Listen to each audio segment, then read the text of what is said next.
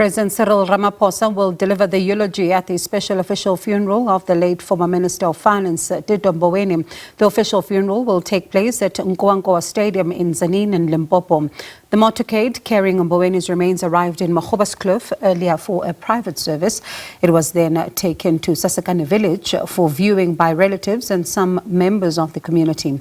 Mboweni was the Democratic South Africa's first Minister of Labour from 1994 to 1999 in the cabinet of founding President Nelson Mandela. He passed away last Saturday at the age of 65.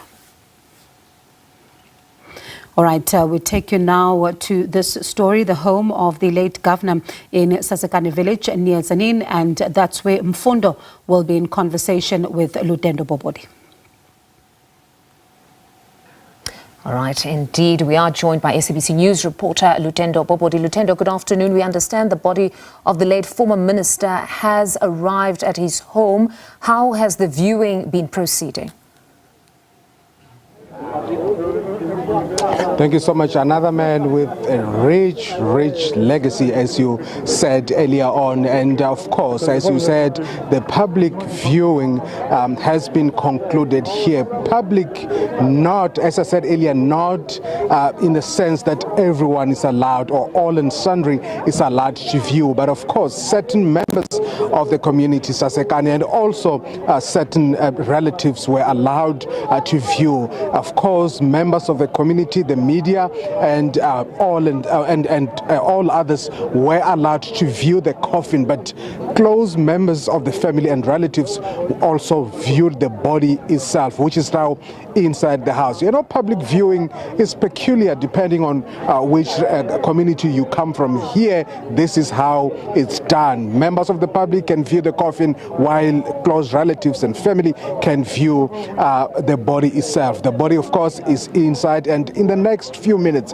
the body will be transported to Kloof is where former Minister Tito Mboweni was living before he died. That's where he resided before he died. It's gonna be transported there, where it will be laid in state in a church, Roman Catholic church, a local Roman Catholic church there, where a service in the morning, a private service in the morning, will be done before the body is transported again to the venue, Nkwankwa Stadium, where thousands and thousands of people are expected to be flocking in. We're talking about a 10,000 capacity stadium, and we expect more people to be there. We've been at the venue, we've been keeping our tabs on the venue, and we see members of the police service are there. They've been there since yesterday, men and women in blue.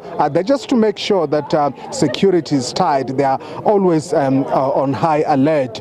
This is what will be happening tomorrow morning, as thousands of people from even from across the world come here, flock in here to pay their life tribute to be a revolutionary. I'm interested to hear what some of those there in Sasekani Village have had to say when they've come to pay their respects. What have they said about this man who many have said was quite very humble?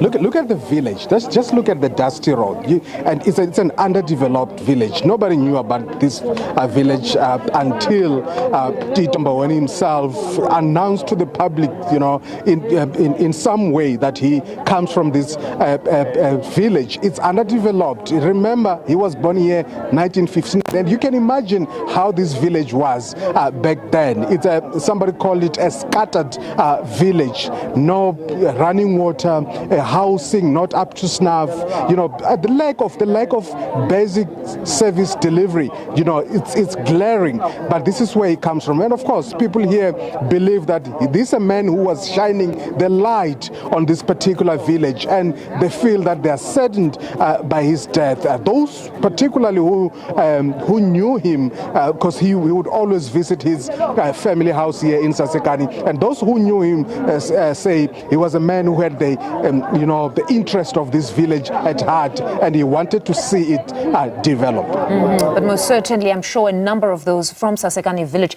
have been inspired by his story, that from such humble beginnings, he became a man that was celebrated the world over. The governor, a minister, and quite the intellectual. So beyond this, though, The ceremony for today, beyond the viewing, you're saying that the body will be transported back to Magubaskloof. Is there any specific prayer session that is supposed to take place today or any gathering of that kind? Well, today, as far as we know, we don't have a formal program, but as far as we know, is that the body will be transported to Magubaskloof, where it will be laid in state. That means it will be in church, kept there in church until the next morning, that is tomorrow, where a private ceremony or a private service, what they call Mass in the language of the Roman Catholic Church, the private service will be done in the morning before the body goes to the venue, Nkowankowa Stadium. That is what we know at this particular moment, because we also don't have a finalized program, but we understand that the President of the Republic, President Cyril Ramaphosa, will deliver a eulogy tomorrow. All right, Lutendo, thank you very much for that reportage. That was SABC News reporter Lutendo Bobodi coming to us live from Limpopo, where the former Minister Tito Mboweni's burial preparations are underway.